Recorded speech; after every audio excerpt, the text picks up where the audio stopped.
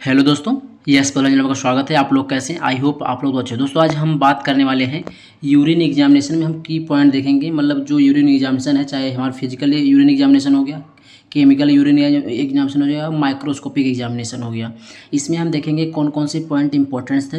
आप लोग लास्ट तक देखना, आप लोग जरूर कुछ सीखने को मिलेगा। तो हम स्टार्ट करते हैं। पहला जो हमारा पॉइंट है इसमें है फिजिकल एग्जामिनेशन ऑफ यूरिन। दोस्तों जो यूरिन एग्जामिनेशन होता है तीन टाइप हमारा हो गया, फिजिकल हो गया, केमिकल हो गया, माइक्रोस्कोपिक हो गया। जब हम यूरिन रूटीन एग्जामिनेशन हम करते हैं तो रूटीन माइक्रोस्कोप जो हमारा रूटीन एग्जामिनेशन होता है यूरिन का, उसमें हमारा हो गया क्या, फिजिकल हो गया, केमिकल हो गया, माइक्रोस्कोपिक हो गया। तो फिजिकल एग्जामिनेशन ऑफ यूरिन की हम बात करेंगे। सबसे पहले हम देखते हैं वॉल्यूम। वॉल्यूम कितना होना चाहिए?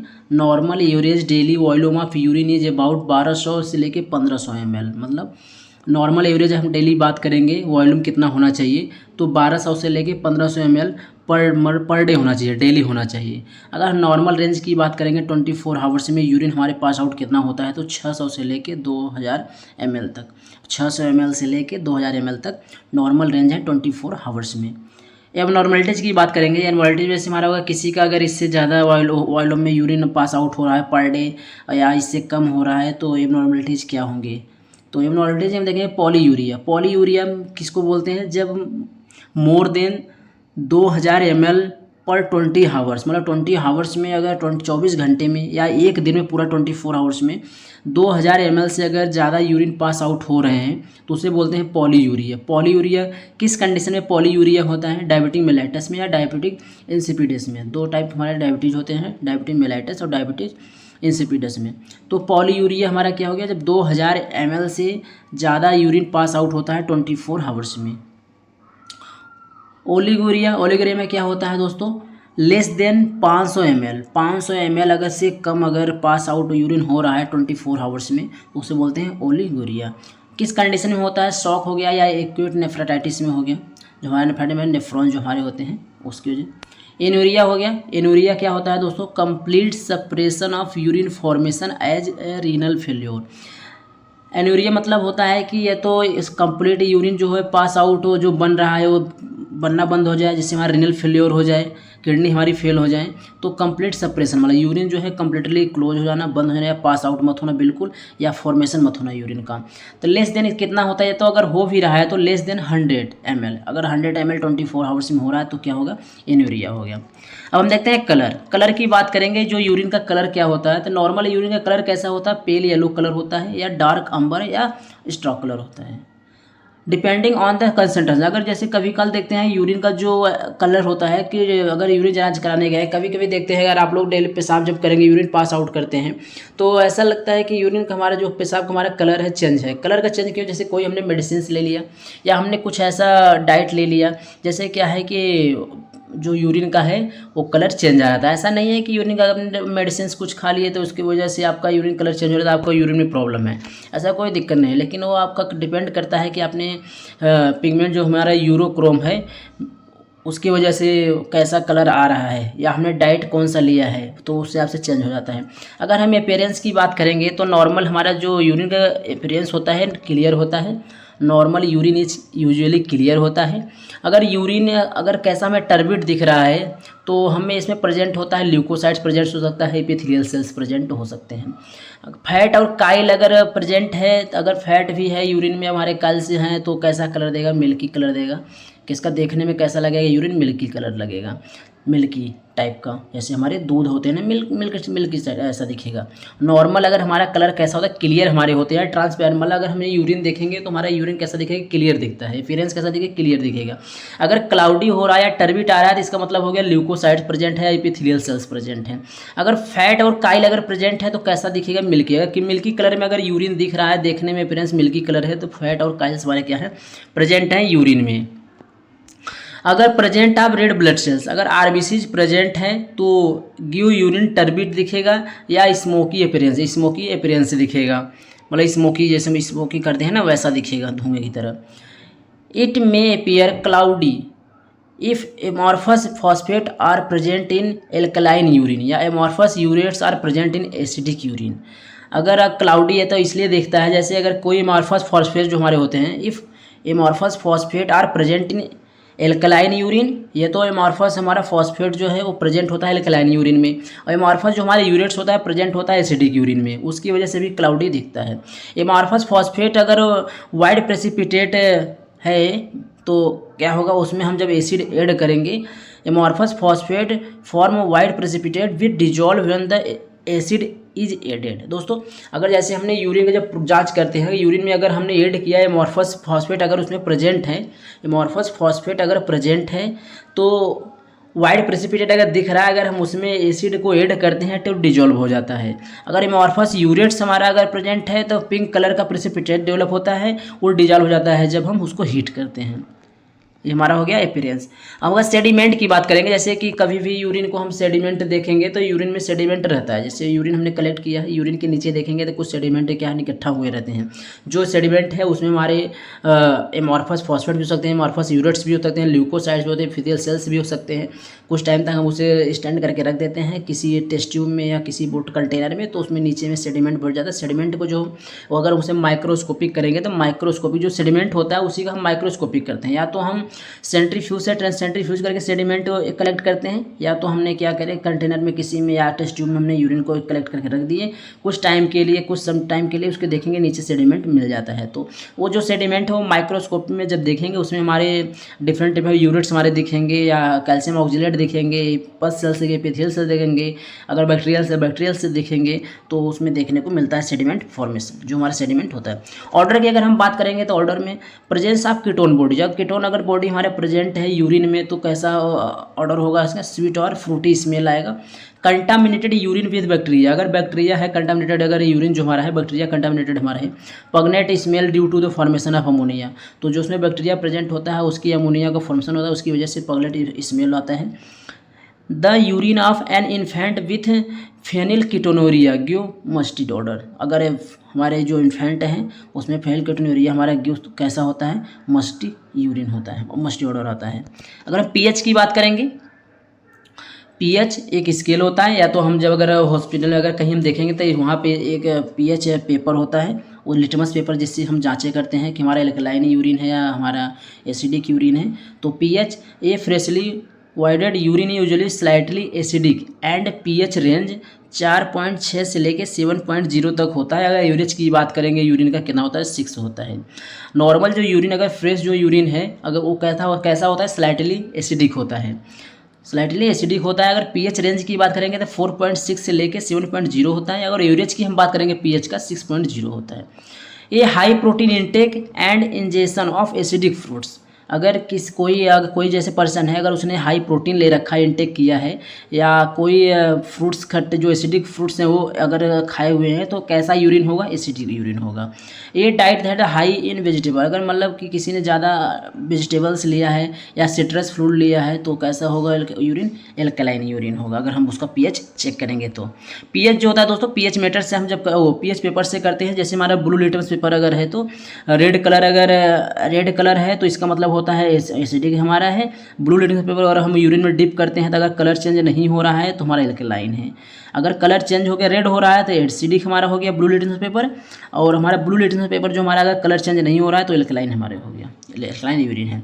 स्पेसिफिक ग्रेविटी की बात करेंगे, स्पेसिफिक ग्रेविटी तो normal range of for a random specimen, अगर रैंडम हमने स्पेसिमेन मतलब यूरिन रैंडमली कभी भी कलेक्ट कर लिए यूरिन का सैंपल तो उसका हम देखेंगे नॉर्मल रेंज कितना होता है, 1.003 से लेके 1.035 स्पेसिफिक ग्रेविटी होता है। अगर हम द रेंज ऑफ 20 अगर हम 24 आवर्स यूरिन को कलेक्ट करके अगर हम उसका स्पेसिफिक ग्रेविटी देखते हैं तो 1.015 से लेके 1.030 होता है 24 आवर्स यूरिन। नॉर्मल रेंज अगर रैंडम ले रहे हैं तो 1.003 से लेके 1.035 होता है। अगर हम 24 आवर्स का स्पेसिमेन हम कलेक्ट करके उसका स्पेसिफिक ग्रेविटी देख रहे हैं तो 1.015 से लेके 1.030 होता है।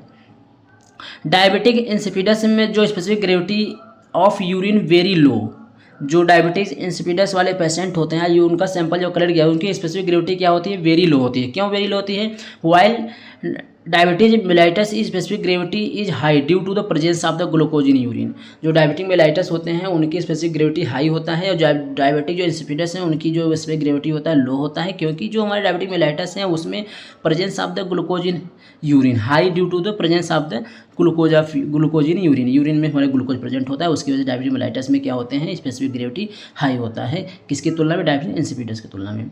हाई स्पेसिफिक ग्रेविटी जो होता है, हाई स्पेसिफिक ग्रेविटी किस में होता है, अगर हाई स्पेसिफिक ग्रेविटी है तो उसको बोलते हैं हाइपरथेनूरिया बोलते हैं। अगर यूरिन में स्पेसिफिक ग्रेविटी अगर यूरिन की हाई आ रही है तो हाई स्पेसिफिक ग्रेविटी को हम बोलते हैं हाइपरथेनूरिया।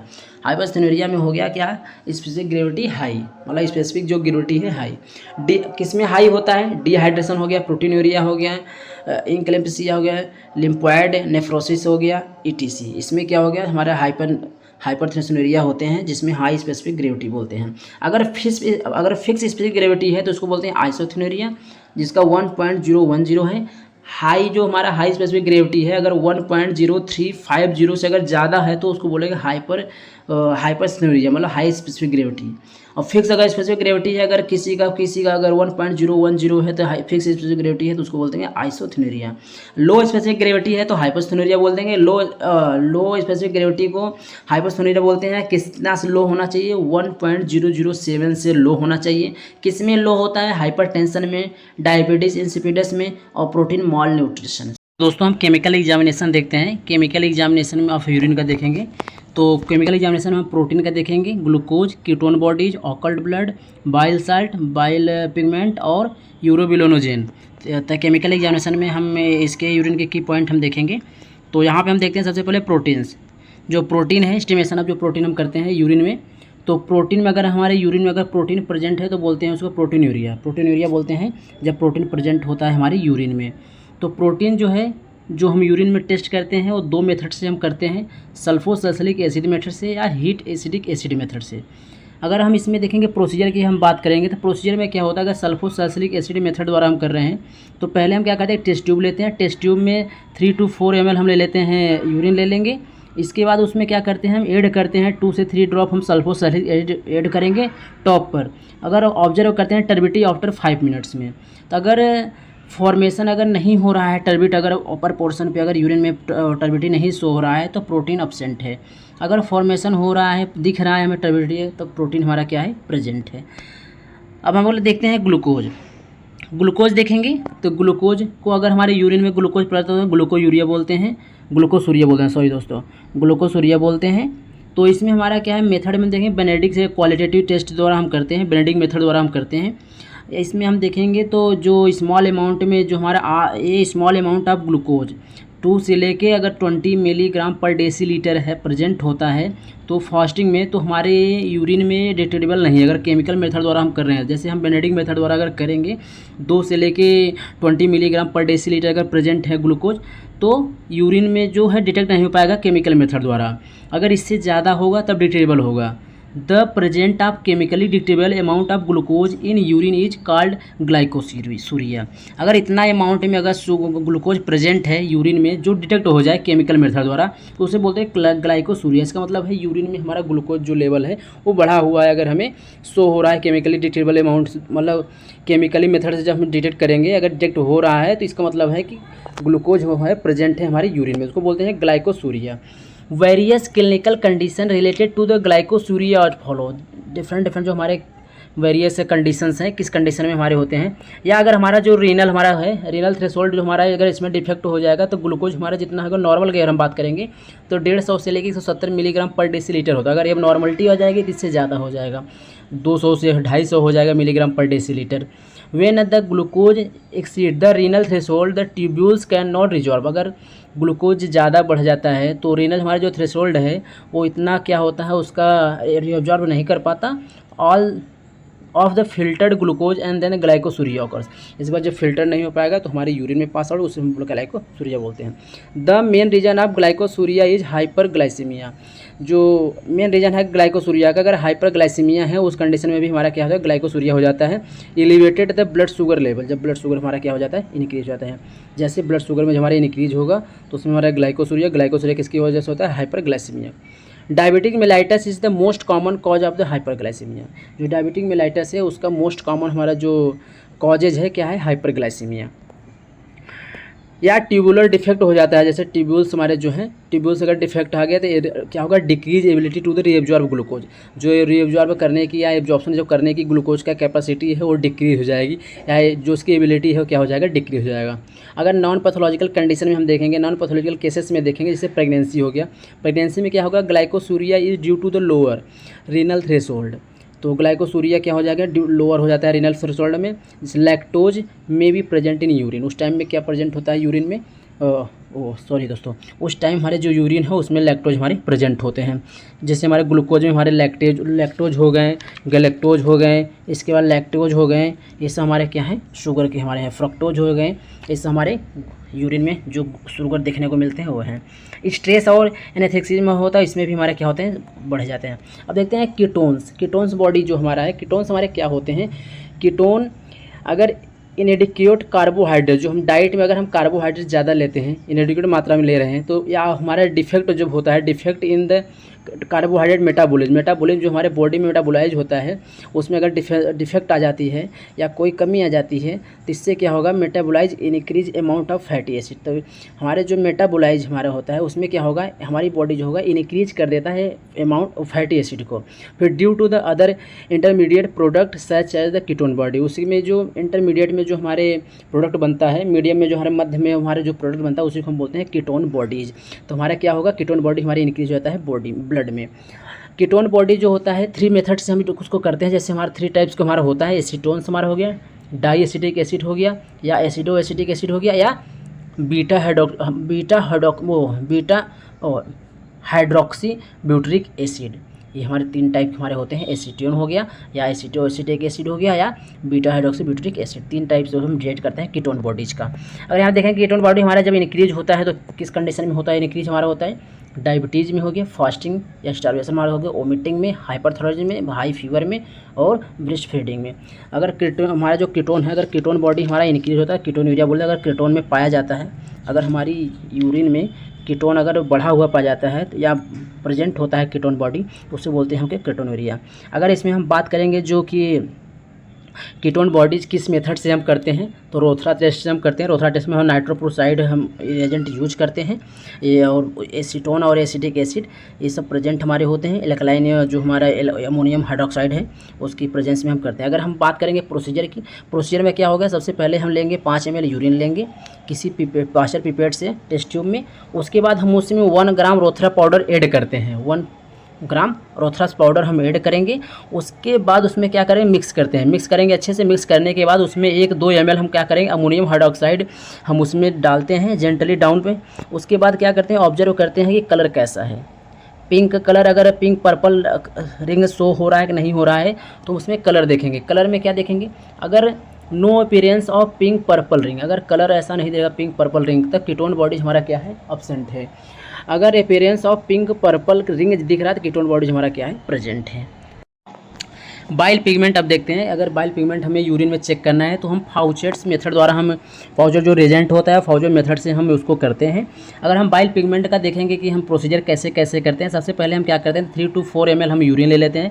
सेंट्रीफ्यूज वाला यूरिन होना चाहिए। जितने भी हम जाँचें करेंगे केमिकल में, हमको क्या होना चाहिए, सेंट्रीफ्यूज वाला हमारा यूरिन होना चाहिए, जो अपर पोर्शन वाला होता है सेडिमेंट को छोड़ करके, उससे हमें टेस्ट करना है। तो हम क्या करें, 3 to 4 ml ले लेंगे यूरिन। इक्वल अमाउंट में हम ले लेंगे क्या, 10% जो होता है हमारा बेरियम क्लोराइड, उसके बाद मिक्स करेंगे। क्या लेंगे हम, 3 to जितने हम लेंगे यूरिन जितने ml उतने इक्वल अमाउंट में हम लेंगे क्या, बेरियम क्लोराइड। उसको बाद मिक्स करने के बाद उसके बाद हम क्या करेंगे, फिल्टर पेपर से फिल्टर करते हैं। उसके बाद जो सुपरनेटेड हमारे बचते हैं वो हमारे, उसको हम क्या करेंगे, यूरोबिलिनोजन हम उसका टेस्ट करेंगे। फिर उसके बाद जो सेडिमेंट बचा हुआ है, जैसे हमने क्या लिया, टेस्ट ट्यूब ले लिया, उसको मिक्स कर दिया बेरियम क्लोराइड, और इसके बाद यूरिन इक्वल अमाउंट में मिक्स करने के बाद उसमें फ़िल्टर किया। फ़िल्टर करने के बाद जो उसमें सेडिमेंट होता है उसमें हम क्या 1 ड्रॉप जो डालते हैं, 1 से 2 ड्रॉप हम डालते हैं फाउचर रिएजेंट, जो सेडिमेंट उसमें बचा हुआ है फ़िल्टर पेपर पे, तो उसमें हम क्या करेंगे, उसके बाद हम कलर देखते हैं। अगर कलर चेंज हो रहा है तो बाइल पिगमेंट अब्सेंट है, और कलर अगर ग्रीन हो रहा है तो इसका मतलब बाइल पिगमेंट प्रेजेंट है हमारा। नो कलर चेंज हुआ तो बाइल पिगमेंट एब्सेंट है। अगर कलर ग्रीन कलर हो गया तो बाइल पिगमेंट प्रेजेंट है। इसमें जो दोस्तों हम ग्रेडिंग देते हैं कि 1+, 2+, 3+ ऐसे देते हैं, 4+ तक हम देखें हैं कलर के हिसाब से ग्रीन कितना कलर दिख रहा है, मतलब थोड़ा सा हल्की से ग्रीन दिख रहा है तो ये 1+ हो गया, उससे ज़्यादा दे दिया 2+ हो गया, 3+ हो गया, 4+ हो गया, ऐसे ही हम ग्रेडिंग करते हैं। और यूरोबिलिनोजन की बात करेंगे, यूरोबिलिनोजन तो इसका मेथड जो है लिस्ट मेथड हमारा है, लिस्ट मेथड है। इसमें क्या करेंगे, जैसे हम कर रहे थे बाइल पिगमेंट का वैसे ये भी है। बाइल पिगमेंट हमने जब किया था उसमें फाउजर रिएजेंट हमने ऐड किया था सेडिमेंट पे, और यूरोबिलिनोजन करेंगे तो इसमें हम क्या ऐड करेंगे, अरलिच रिएजेंट यूज करेंगे। सुपरनेट जो हमारे फिल्टर पेपर में जो फिल्टर हुआ सेडिमेंट आया था उस पर हम क्या करेंगे, डालेंगे हम उसे अरलिच रिएजेंट सुपरनेट पे पार्ट पे डाल के उसके बाद हम क्या करेंगे, कलर ऑब्जर्व करेंगे। ऑब्जर्वेशन में क्या करेंगे, development of pail pink colour. अगर पेल पिंक कलर आ रहा है तो इसका मतलब प्रेजेंट है हमारे क्या, यूरोबिलिनोजन। और develop of cherry red colour, इसका मतलब हमारा क्या है, इनक्रीज है। अगर पेल पिंक कलर हो रहा है जब अगर बाइल पिगमेंट हमारा प्रेजेंट है तो इसमें भी हमारा प्रेजेंट हो यूरोबिलिनोजन। तो develop of pail pink colour है तो प्रेजेंट होगा, develop of cherry red colour है तो ये क्या होगा, इनक्रीज होगा, इसका मतलब ज़्यादा हमारा है। और हम देखते हैं बाइल साल्ट। बाइल साल्ट देखेंगे, बाइल साल्ट हम जो बाइल साल्ट में हम रेजेंट यूज करते हैं या मेथड हम बात कर लेंगे, सल्फर पाउडर हम यूज करते हैं। सल्फर पाउडर मेथड हो गया है, सल्फर हम जो यूज करते हैं उसके, इसमें कैसे हम मेथड से करते हैं, पहले एक प्रोसीजर क्या है, एक हम ले लिया टेस्ट ट्यूब। टेस्ट ट्यूब में हमने क्या लिया, 4 to 5 या 10 ml हमने क्या ले लिया, यूरिन ले लिया, 5 ml ले लिया। उसके बाद हम क्या करेंगे, सल्फर पाउडर जो है उस जो सल्फर पाउडर है उसमें हम क्या यूरिन में हम डाल देते हैं, सल्फर पाउडर हम यूरिन में डाल देंगे। उसके बाद हम देखते हैं कि जो ऑब्जर्व करेंगे सल्फर पार्टिकल्स को। सल्फर पार्टिकल्स पहले हमने क्या किया, टेस्ट ट्यूब लिया, उसमें सल्फर पाउडर ऐड कर दिया। सल्फर पाउडर ऐड करने के बाद हम देखेंगे सल्फर पार्टिकल जो हमारे हैं, अगर श्रिंक टू बॉटम, अगर बॉटम में हमारे क्या हो गया, जो बॉटम पे अगर चले गए हमारे, तो अगर बॉटम के नीचे मतलब जो टेस्ट ट्यूब है, टेस्ट ट्यूब में जो सल्फर के पार्टिकल्स थे अगर टेस्ट ट्यूब में जाके नीचे अगर बैठ गए तो इसका मतलब होता है बाइल साल्ट प्रेजेंट है। अगर सरफेस पे अगर क्या कर रिमेन फ्लोटिंग, अगर सरफेस पे ही तैर रहे हैं यूरिन की, सबसे जो टेस्ट ट्यूब में यूरिन लिए हैं उसके ऊपर अगर सरफेस पे तैर रहे हैं तो उसका मतलब बाइल साल्ट क्या होगा, एब्सेंट हो जाएगा। सल्फर पार्टिकल जो है वो जाके नीचे टेस्ट ट्यूब में अगर बैठ गए, जैसे मान लो हमारा टेस्ट ट्यूब है, नीचे जाके यहाँ बैठ गए सल्फर पाउडर, तो हमारे क्या है, बाइल साल्ट प्रेजेंट है। अगर सरफेस पे ही ऐसे ऊपर तैर रहे हैं तो इसका मतलब हो गया बाइल साल्ट हमारा एब्सेंट है।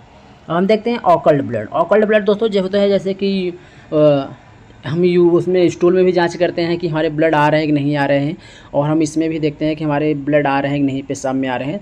तो हम जो ऑकल्ड ब्लड हम करते हैं बेंजाडिन पाउडर एजेंट, ये बहुत बार एग्जाम में पूछा गया है कि जैसे मेथड उसमें लिख देता है ऑकल्ड ब्लड हमारे कैसे हम करते हैं। ऑकल्ड ब्लड हमारा क्या है, जब हम बेंजाडिन पाउडर हम यूज करते हैं, इसमें हाइड्रोजन पेरोक्साइड भी यूज करते हैं, ग्लेसियल एसिडिक एसिड भी करते हैं, ये हम क्या यूज करते हैं जब हम करते हैं ऑकल्ड ब्लड। ऑकल्ड ब्लड में भी क्या होता है, इसका भी मेथड ये है कि जैसे सबसे पहले क्या करेंगे, हम ये बेंजाडिन पाउडर लेते हैं एक टेस्ट ट्यूब में, बेंजाडिन पाउडर हमने एक टेस्ट ट्यूब में ले लिया। उसके बाद हम 2 से 3 ड्रॉप क्या करते हैं, ग्लेसियल एसिडिक एसिड डालते हैं। इसमें क्या करेंगे, सबसे बेंजाडिन पाउडर लेंगे टेस्ट ट्यूब में, फिर 2 से 3 ड्रॉप क्या डालते हैं हम इसमें, ग्लेसियल एसिडिक एसिड डालते हैं, और उसके बाद मिक्स करते हैं। मिक्स करने के बाद फिर इसमें हम ऐड करते हैं 2 ml हाइड्रोजन पेरोक्साइड, जो 2 ml हमारा हाइड्रोजन पेरोक्साइड है उसको फिर ऐड करेंगे। 2 ml ऐड करने के बाद इसके बाद हम ट्रांसफ़र करेंगे 1 ml supernate to the test tube level T.